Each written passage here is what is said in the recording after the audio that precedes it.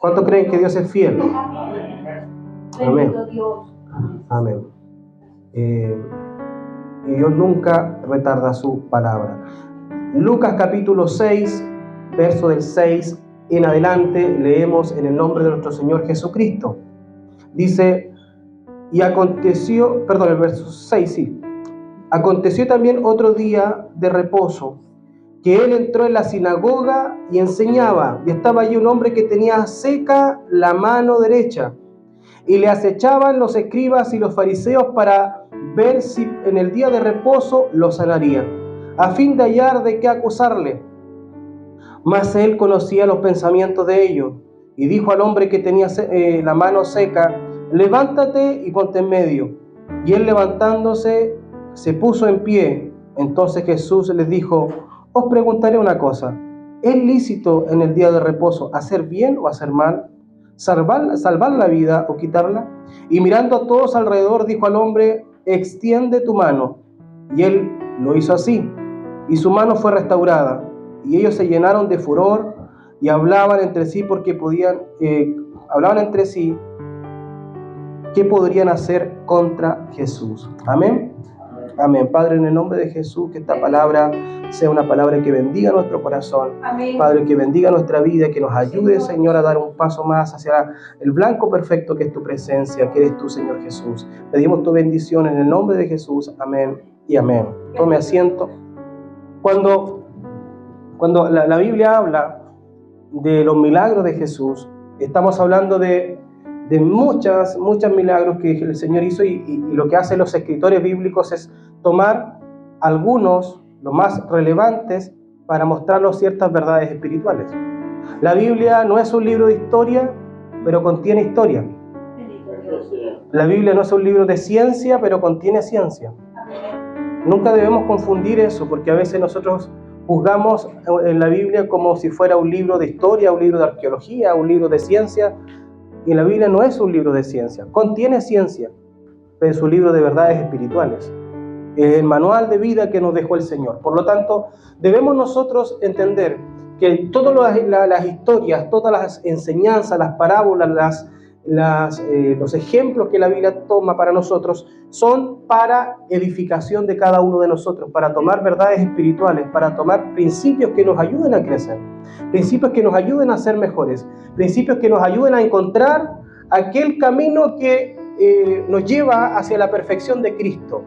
Por lo tanto, el hombre de la mano seca es uno de aquellos milagros que Jesús hace, es una de aquellas sanidades que el Señor hace, que es muy controversial, no para la fe, sino para el mundo religioso. Cuando Jesús establece sus milagros, los judíos siempre cuestionaron a Jesús por algo. Y lo que cuestionaban más de Jesús es que Jesús sanaba el día de reposo, que era el día sábado. Y Jesús tenía por costumbre, para él, el día sábado, Jesús estaba sanando enfermos. Y para ellos eso era un pecado, para ellos eso era como lo peor que podía pasar. Que un profeta, que un maestro de la ley estuviera el día sábado, que era el día de reposo, estuviera haciendo cosas o trabajando, porque según ellos hacer una sanidad era trabajar. Y como trabajar era prohibido porque era el día de reposo, por lo tanto para ellos Jesús era una persona que estaba en contra de la ley. Y como estaba en contra de la ley, entonces era motivo de juicio. Pero el problema que tenían los fariseos, los religiosos de la época, era que tenían frente a él a un hombre que nunca le dio vuelta la espalda a un necesitado. Que siempre que hubo una persona enferma pidiendo ayuda, pidiendo una sanidad, pidiendo salvación, siempre estuvo la mano misericordiosa de Dios y de Jesucristo ahí. Entonces Jesús tenía la gracia y el favor del pueblo, porque el pueblo sabía que lo que no había encontrado con los fariseos y saduceos y el sistema religioso de ese tiempo, lo encontró en un hombre de Galilea que caminaba, ¿cierto?, todos los días, y caminaba por las calles de Galilea. Entonces aquí vemos confrontados, y en medio de la confrontación hay un hombre. el hombre que tenía seca la mano derecha, que solamente en el libro de Lucas aparece que es la de la mano derecha. Aparece esto en Marcos, en Mateo, la misma historia, pero dice que tenía seca la mano solamente. Pero el Evangelio de Lucas especifica por razones que son importantes, porque Lucas era médico de profesión, y como Lucas era médico de profesión, para él los detalles eran importantes, porque para los médicos los detalles son importantes. Por eso que cuando uno va al médico le pregunta los síntomas, y después te empieza a decir, ¿tuvo fiebre? Sí. ¿Cuánto rato? ¿Qué temperatura? Porque cada detalle para un médico es importante, porque le va dando los síntomas y le va dando el origen del problema. Entonces Lucas, como buen médico, lo que hace es empieza a trazar la mayor cantidad de detalles posibles. Y Lucas establece, deja escrito que la mano derecha era la mano que estaba seca de ese hombre. Entonces ese hombre estaba en la sinagoga todos los días. Porque dice que cuando Jesús llega a la sinagoga y enseñaba, el hombre estaba ahí. Por lo tanto, era un hombre religioso. El hombre de la mano seca era un hombre que estaba en medio de un sistema religioso que estaba operando en esos momentos. Él era una persona fiel, una persona que se congregaba, que iba al culto, que iba ahí a estar, a escuchar las enseñanzas de los maestros de la ley. Pero resulta de que en todo ese tiempo que él había estado cerca de la ley, de la palabra de Dios, no había recibido sanidad. Entonces de aquí obtenemos otra verdad, que el sistema religioso no es el que trae salvación o sanidad. La religiosidad no es la que salva o sana. El único que puede sanar y salvar es Jesús. Amén. Y a veces nosotros nos transformamos en seguidores de un sistema religioso más que de Cristo. Así es. Y ese es una contraposición grande que Jesús en ese momento estaba viviendo, porque frente a él tenía un grupo que era la mayoría, los grupos de las personas experimentadas, los grupos de las personas que estaban con sabiduría, que tenían años y que querían acecharle, porque dice que en el día de reposo, cuando se reunían a aprender de la palabra, que él estaba en la sinagoga enseñando, y le acechaban los escribas y los fariseos para ver si el día de reposo lo sanaría. Entonces aquí vemos la primera característica del espíritu religioso, de lo que genera el espíritu religioso. El espíritu religioso no le interesa el enfermo. Ese hombre estaba ahí y nunca se dolieron con él. Nunca les importó que tuviera la mano enferma. Lo que estaban preocupados ellos, ¿qué es lo que hacía Jesús con él? Si lo sanaría. O sea, cuando hay un espíritu o un sistema, la religiosidad empieza a fluir en una persona, en un lugar, están más preocupados de encontrar el defecto, el error de los demás, que en hacer el bien a los demás. Ellos estaban preocupados de acechar a Jesús. ¿Qué encontrar? ¿Qué defecto le encontraban? No estaban preocupados de la enseñanza, no estaban preocupados de que si una persona sanaba o se restauraba, no le importaba eso. Le importaba qué error cometía, qué es lo que hacía, cómo lo podían juzgar, porque se veía perfecto, entonces tengo que buscarle el error. Entonces cuando hay religiosidad, eso es lo que empieza a buscar, y a veces nos vamos a encontrar en la situación donde hablamos y encontramos con distintas personas que tienen esa fascinación por andar buscando el error del otro.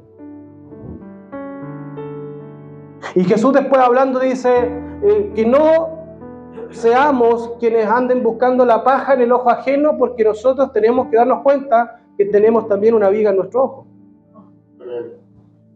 Entonces a veces es fácil lanzar la piedra. Y eso es lo que tenemos que sacar de nuestra vida, que nosotros tenemos que mirar como Jesús miraba.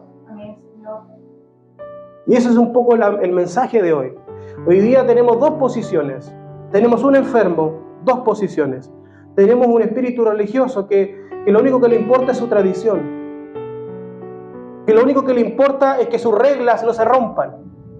que lo único que le importa es que su statu quo, que su estructura no se mueva. Pero cuando nosotros estructuramos tanto las cosas, logramos, de alguna forma decirlo, es imposible porque Dios está en todos lados, pero logramos que el fluir del Señor desaparezca de nosotros.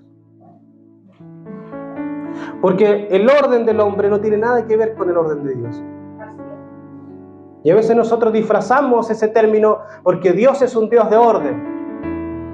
Y bajo ese verso nosotros queremos ponerle reglas a todas las cosas. Y queremos que todo funcione bajo esas reglas, porque si no funciona bajo esas reglas, entonces estamos en desorden. Pero ese es el orden humano. Bendito Dios. Porque el orden de Dios es diferente. Cuando el orden de Dios se descendió en Hechos capítulo 2, cuando desciende el Espíritu Santo, dice que estaban todos como borrachos, hablando en distintas lenguas, y eran como lenguas de fuego, y todos exclamaban a gran voz en las cosas. Dígame qué orden hay ahí. Amén. Sí, mi Dios. Dígame qué orden hay ahí. Toda la gente hablando de distintos idiomas, todos llenos del Espíritu, todos alzando la voz, todos predicando para allá, y todos parecían ebrios o borrachos del Espíritu, que los demás decían, mira, esos están llenos de mosto. Y resulta de que nosotros decimos que Dios es un Dios de orden. ¿De qué orden hablamos? Del que me gusta a mí. Dios tiene su orden. Sí, Señor. Jesús tiene su orden. Y nosotros nunca debemos caer en un sistema religioso que le ponga ataduras al Señor o pretenda ponerle límites a Dios, porque Dios no puede ser contenido ni limitado por ninguna persona. Entonces en esa autoridad el hombre pone reglas y leyes, y en la palabra del Señor, cuando uno estudia teología, se da cuenta que hay doctrinas que se llaman fundamentales, que son las principales. En esas estamos todos de acuerdo, digámoslo así. Cristo es el Hijo de Dios, Cristo, la salvación es por gracia. Son doctrinas que nadie tiene, no son incuestionables, porque todos estamos de acuerdo, digamos. Todas las personas que han estudiado la Biblia y que llevamos estudiando la Biblia, decimos, esto es así. La palabra enseña eso. Pero después el hombre a eso le agrega tradiciones. ¿Por qué agrega tradiciones el ser humano? Porque nosotros vivimos en Yungay, y en Yungay acá la sociedad funciona de una manera. Entonces nosotros tenemos nuestro culto que parte a las 11 de la mañana, tenemos nuestro culto, nuestras canciones, ¿cierto?, que cantamos a ciertas horas, tenemos nuestro tiempo de oración por los enfermos, tenemos nuestro tiempo de ofrenda. Después se pasan los avisos y tenemos nuestra liturgia, que es nuestra costumbre. Pero esa no es la única liturgia correcta. Nosotros nos ordenamos de alguna forma para darle una forma para poder alabar al Señor. Pero yo no le puedo decir al Señor, Señor, tú tienes que manifestarte espiritualmente, tienes que llenar de tu presencia antes de o después de. No, Dios sabe cuándo eso. Porque Él conoce la necesidad. Él conoce la necesidad del hombre, Él sabe la necesidad de mi corazón, de tu corazón. Entonces Dios sabe cuándo tocar tu vida, Dios sabe cuándo tocar a las personas, porque es su orden. Nosotros nos coordinamos para poder ponernos de acuerdo, pero siempre sujeto a que Dios intervenga cuando Él quiera y lo determine, porque Él es Dios. Entonces, cuando nosotros determinamos eso, vamos a tener algo glorioso que se llama libertad. Porque la libertad es lo que Dios nos trajo. La Biblia aquí dice, y conoceréis la verdad, y la verdad os hará libres. Porque nosotros adoramos a un Dios libre, a un Dios que no puede ser contenido. Entonces nosotros también somos hijos de un Dios libre. Ahora, el problema más grande, más allá del sistema religioso que hemos conversado ahora, el problema más grande es que hay un enfermo ahí. Hay un necesitado. Y ese necesitado pasaba todos los días, me imagino yo, con su mano seca, su mano derecha. La mano derecha, la mayor cantidad de la población mundial es diestra. ¿Ya? Sí, también hay personas que son ambidiestros, otros que son zurdos, no sé, pero la mayoría es diestra. La mano derecha es la mano que uno puede trabajar, que puede ejecutar, que puede hacer cosas, que puede saludar, un montón de cosas. Entonces él, sufriendo la amargura de su limitancia mucho tiempo, ¿estaba en el lugar correcto? Sí. Pero estaba buscando de la forma incorrecta. O sea, nosotros podemos estar en el lugar correcto, sí, pero podemos estar buscando de la forma incorrecta. Porque él necesitaba algo sobrenatural, pero solamente estaba buscando lo natural. Entonces, él estaba ahí escuchando las enseñanzas, aprendiendo todo, pero lamentablemente no había podido recibir su sanidad porque el sistema donde estaba inmiscuido no estaba lleno de poder. Porque Dios da gracia a quien quiere dar gracia. Entonces ellos usan al enfermo para tentar a Jesús. Entonces esa persona más encima era usada por aquellas personas religiosas para tentar al maestro, para hacerlo tropezar, para tener algo que juzgarle. Entonces Jesús, dice la Biblia, que Jesús conoce el pensamiento de ellos. Ahora, diga conmigo, Dios conoce mi pensamiento y mi corazón. Dios nos conoce. Entonces, a pesar de que Él conocía lo que cavilaban en su corazón, en lo que estaban planificando, las malas intenciones, aquí hay una verdad fundamental, que no solamente Dios conoce a esos corazones, sino que conoce el corazón de cada uno de nosotros. Entonces Dios conocía el corazón de los fariseos, sí los conocía, pero también conocía el corazón del que tenía la mano seca. También conocía el corazón del que estaba lisiado, del que estaba enfermo, del que estaba necesitado. Porque para Dios no hay nada oculto que no se haya de manifestar. No podemos escondernos del Señor. Si voy a los montes, allá está el Señor. Si voy al fondo del mar, allá está Dios. Donde quiera que yo quiera arrancar, allá me encuentro con Dios. Porque Dios es omnipresente, está en todos lados. Y por lo tanto, nosotros debemos saber que, aunque está también en todos lados también me va a conocer. Entonces Dios conoce mi necesidad, conoce mi corazón, sabe lo que está hoy día afligiéndome. Así es, Señor. Y le dice al hombre de la mano seca, levántate. Y aquí tenemos un gran desafío, porque Jesús, sabiendo que lo que iba a hacer le iba a traer problemas, lo hace igual. Él sabía que si sanaba a aquel enfermo, lo iban a querer perseguir y lo iban a querer crucificar. Pero aún así lo hace. Porque nuestro Dios es un Dios misericordioso. Amén. Y eso es lo que tenemos que saber nosotros. Que Dios estuvo dispuesto a dar su vida por nosotros. Y aún sabiendo de que todo lo que iba a hacer, ayudando al prójimo, ayudando a sanar, ayudando a restaurar, Él sabía que cada milagro que hacía lo acercaba un paso más a la cruz. Él sabía que cada sanidad que hacía era un paso hacia el sacrificio. Aún así lo hacía.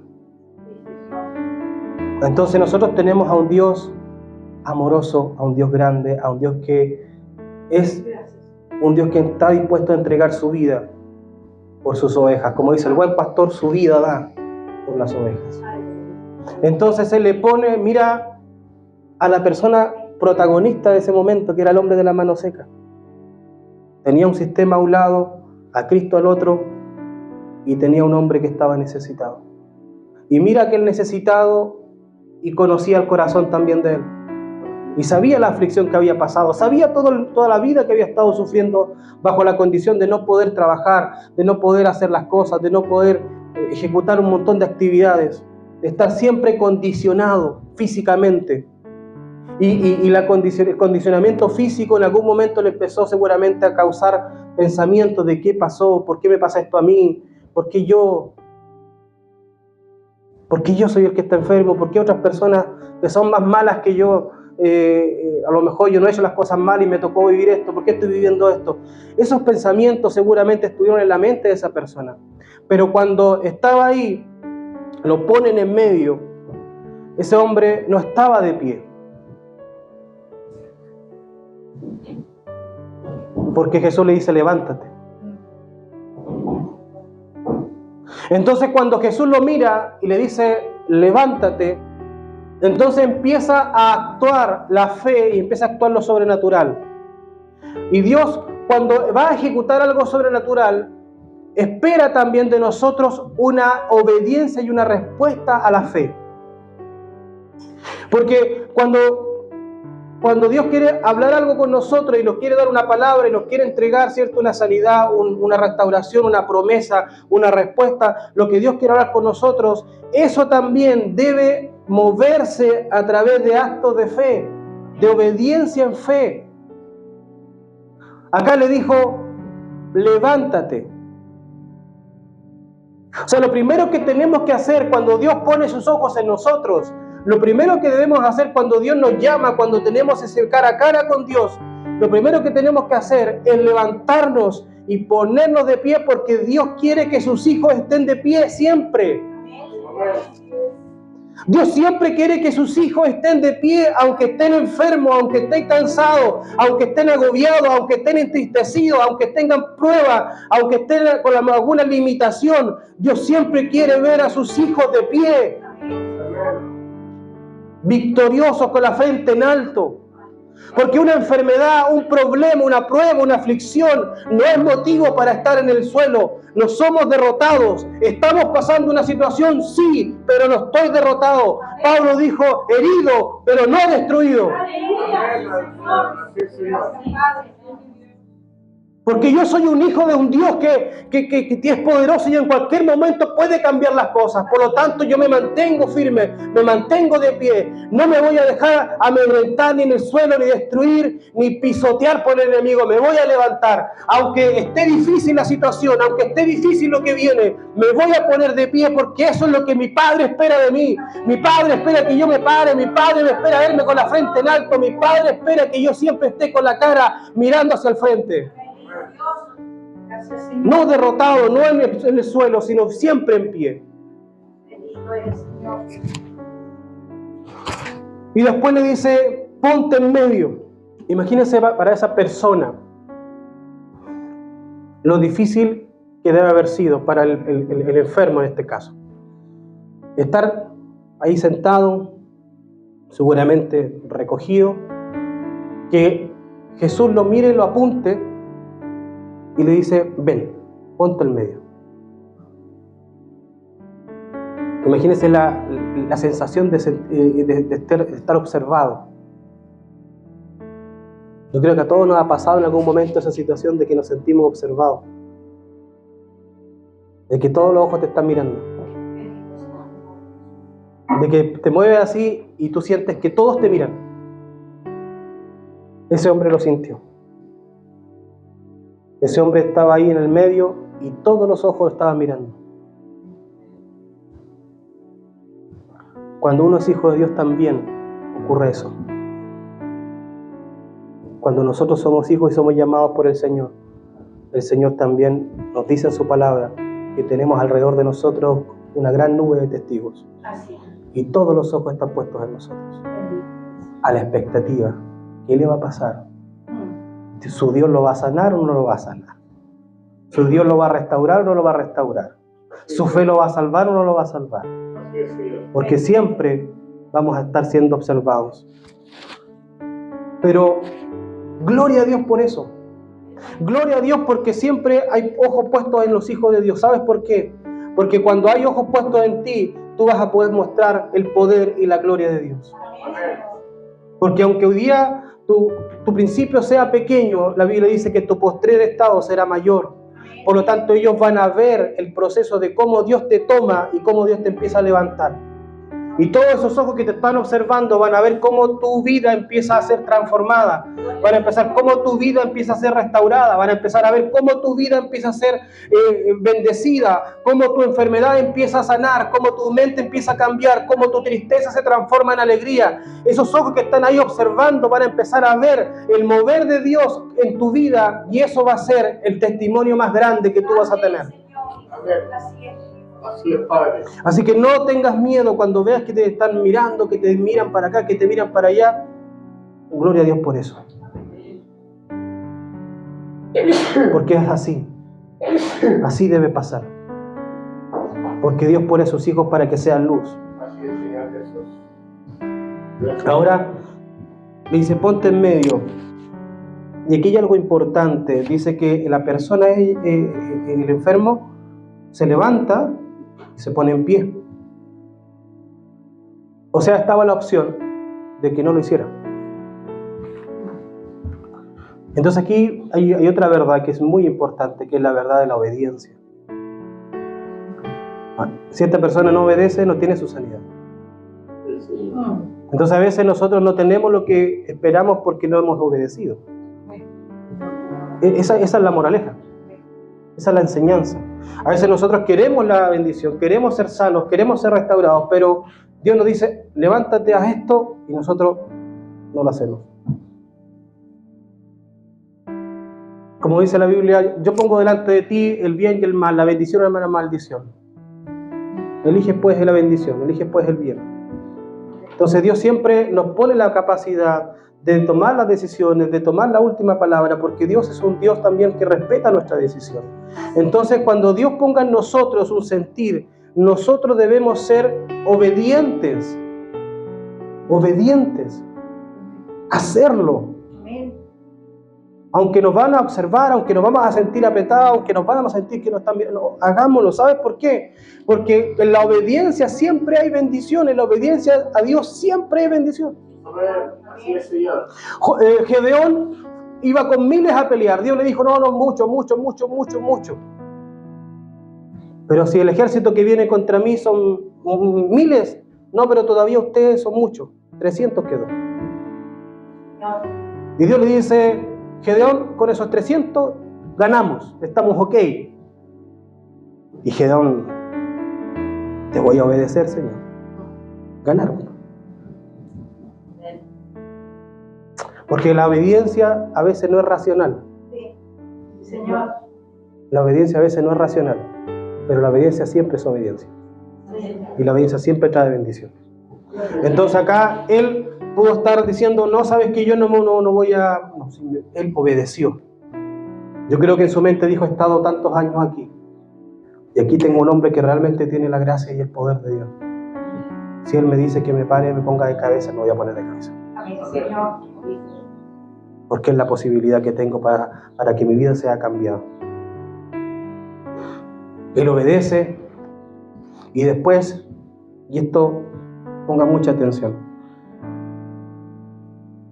Entonces Jesús ahora le habla al sistema religioso que hablamos al principio.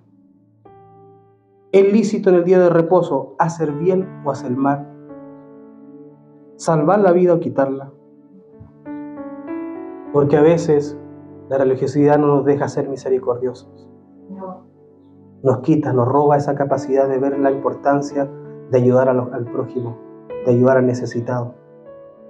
Estamos tan cegados que creemos que es más importante una regla que ayudar al que está necesitado. Sí, Dios. Después, cuando Jesús sana, dice que ellos, en vez de alegrarse por el enfermo, dice que se llenaron de furor. Imagínate qué terrible. Qué terrible es ese espíritu religioso de que cuando una persona que tú has visto sufrir tantos años es restaurada, en vez de alegrarse por ella, decirle gloria a Dios por eso, se enojan. Y hubiese preferido que no sanara. Jesús dijo, ¿qué es mejor? ¿Salvar la vida o quitarla? ¿Sanar o enfermo o no hacerlo? Siempre es mejor sanar. Amén, Señor. Siempre es mejor ayudar al necesitado. Mira, aquí te voy a decir algo. Y por favor, compréndelo de la manera correcta. Si en algún momento tú vienes de tu casa a la iglesia y aparece un necesitado pidiéndote auxilio, ayúdalo. Gracias, Señor. Ayúdalo. Gracias, Padre. No hagas como que le cierran la puerta del auto y te vengas para la iglesia, aquí cantas bien y la otra persona ahí angustiada, sufriendo. Ayúdalo, levántalo, después que lo restaure, lo sube al auto y lo traes para la iglesia. Así es, Padre. Gracias. Porque Dios lo hubiese hecho así, Jesús lo hubiese hecho así. Entonces, Jesús le dice, ¿qué es mejor? ¿Ustedes prefieren respetar reglas y tradiciones, pero que esta persona no sea restaurada? ¿O restaurarla de verdad? Así es, Padre. Ellos guardaron silencio.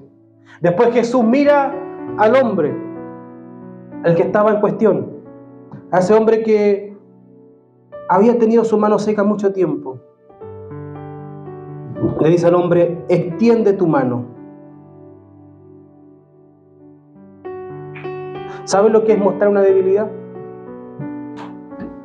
¿Sabes lo difícil que es mostrar algo que tú quieres ocultar? Algo que te avergüenza. Porque yo no creo que este hombre haya andado con la mano, ya está en mi mano. No, yo creo que él escondía su manito, ¿cierto? Tapaba su manito, la guardaba. Era su motivo de vergüenza. Le podían mirar todo, pero él su mano la escondía, se avergonzaba. Cuando se sentaba en la mesa, su mano la sacaba de la mesa para que los demás no se escandalizaran por su mano. Sí, Señor. Era su vergüenza. Pero aquí Cristo le dijo, extiéndela, exhíbela. Porque cuando nosotros Dios nos llama, Dios no quiere que nosotros nos reservemos nada. Dios quiere que mostremos nuestro corazón delante de Él tal como es. Así es, Padre. Con nuestras vergüenzas, con nuestras faltas, con nuestros pecados, le digamos, Señor, este es mi corazón. Bendito Dios. Este es mi corazón. Aleluya. Sí, Señor. Señor, tengo rencor, tengo enojo, Señor, esta es mi vergüenza, esto es lo que he hecho mal. Ahí está, exhibo. ¿No sabe lo sanador que es eso? Así es, Dios. ¿No sabe lo sanador que es decirle al Señor, Señor, sabes que yo tratando toda la vida de ocultarte cosas y ahora te quiero decir, mira, Señor, quiero exhibir. Yo también me equivoco. Yo he hecho cosas malas. Amén. Amén. Esta es mi vergüenza, Señor. Te quiero pedir perdón. Te quiero pedir que me ayudes. Y en ese momento dice que la mano se empezó a restaurar. Dice que la mano de aquel hombre empezó a recibir tejidos, se empezó a regenerar. Porque eso es lo que hace Dios, regenera. Sí. Donde no había músculo, por eso estaba seca la mano, había puro hueso con piel. Ahora empezó a fluir sangre nueva. Empezaron a desarrollarse tendones fuertes, músculos fuertes. Esa mano empezó a ser restaurada, a tener fuerza, a tener vigor. Porque lo que hoy día es tu debilidad, mañana va a ser tu mayor fortaleza. Amén, Señor. Hoy día estás luchando con algo, hoy día estás peleando y batallando con algo en tu vida. Y parece que nunca le vas a ganar esa batalla. Pero lo que hoy día es tu debilidad, lo que hoy día es tu mano seca, mañana va a ser la mayor victoria y la mayor fortaleza que vas a tener en tu vida. Amén. Porque Dios es el que hará el milagro. Dios es el que hará la obra. Así es, Señor. Pongámonos de pie, por favor. A veces sientes desmayar y que el dolor jamás se irá. Caminas en la tempestad y ya no puedes continuar. Sientes que todo sale mal y crees que no lo lograrás.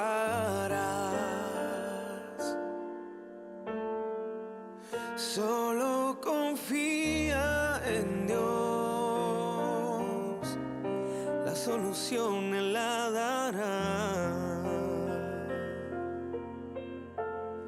Espera el tiempo de Dios, sus promesas cumplirá. Él es fiel y lo hará. Se está peleando tu batalla. Espera el tiempo de Dios. Solo Él tiene poder para tu situación cambiar.